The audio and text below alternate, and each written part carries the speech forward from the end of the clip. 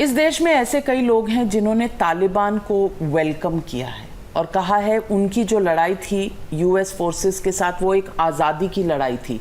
आज शायद उनकी आज़ादी की लड़ाई सफल हो रही है। क्या आप उनसे इत्तेफाक? शॉकिंग स्टेटमेंट है ये। अब इससे ज़्यादा मैं कुछ कह नहीं सकता, क्योंकि अगर लोग ये समझते हैं कि वो आज़ादी की लड़ाई थी तो अब वहाँ पर जाके देखिए किस तरीके से लोग, क्योंकि हम बात करते हैं यूनिवर्सल ब्रदरहुड की, हम बात करते हैं कि पूरी दुनिया एक फैमिली है और वहाँ हमारी सबकी ज़िम्मेदारी बनती है कि जो वहाँ पर लोग रह रहे हैं जिस तरीके से वो सफ़र करते हैं, उसके बावजूद अगर हमारे देश से ऐसी स्टेटमेंट्स जाती हैं वो भी तालिबान के फेवर में, कहीं ना कहीं बहुत ख़राब स्टेटमेंट्स हैं और इसका मैं कभी भी एंडोर्स नहीं करूँगा, ना ही मुझे लगता है हमारी सरकार करेगी। आप इनके खिलाफ हैं जो ये कहते हैं कि तालिबान एक आज़ादी की लड़ाई लड़ रहा था और अब उनकी सरकार बन रही है, लेकिन आप अपनी सरकार के खिलाफ नहीं है जो बातचीत कर रही है। ये दोहरे मापदंड नहीं है, डुप्लिसिटी नहीं है आपकी?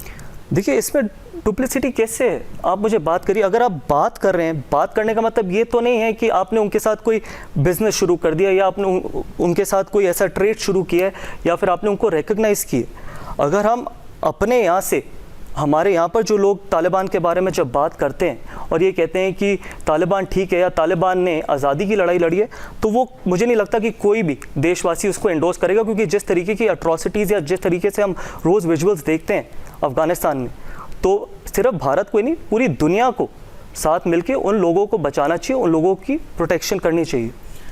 मैं आपसे ये पूछना चाहती हूँ कि भारत ने यूनाइटेड नेशन सिक्योरिटी काउंसिल में भी कहा था कि Afghanistan soil should not be used to promote terrorism in the reason.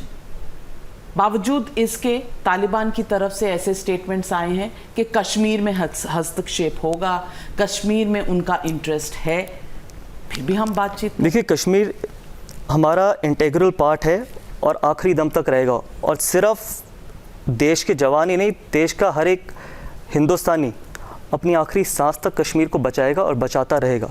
तो जैसे मैंने आपको बोला, चाहे अफ़गानिस्तान हो, पाकिस्तान हो, चाहे कोई भी ऐसी फोर्सेस हो, अगर वो ये कोशिश करती है कि वो कश्मीर को हमारे से छीन लेगी या कोशिश भी करेगी, तो हर एक हिंदुस्तानी, मुझे पूरा विश्वास है कि अपनी आखिरी सांस तक लड़ेगा और कश्मीर हमारा ही रहेगा।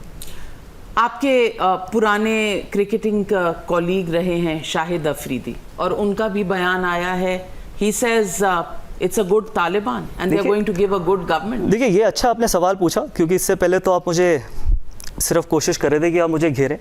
हम शाहिद अफरीदी को इतनी इंपॉर्टेंस देते क्यों इस देश में? ऐसे तो वो इतने बड़े व्यक्ति तो है नहीं, ना वो इतने बड़े डिप्लोमेट हैं। हम लोग इतनी इंपॉर्टेंस देते हैं, शायद टीआरपी के लिए देते होंगे, इसलिए।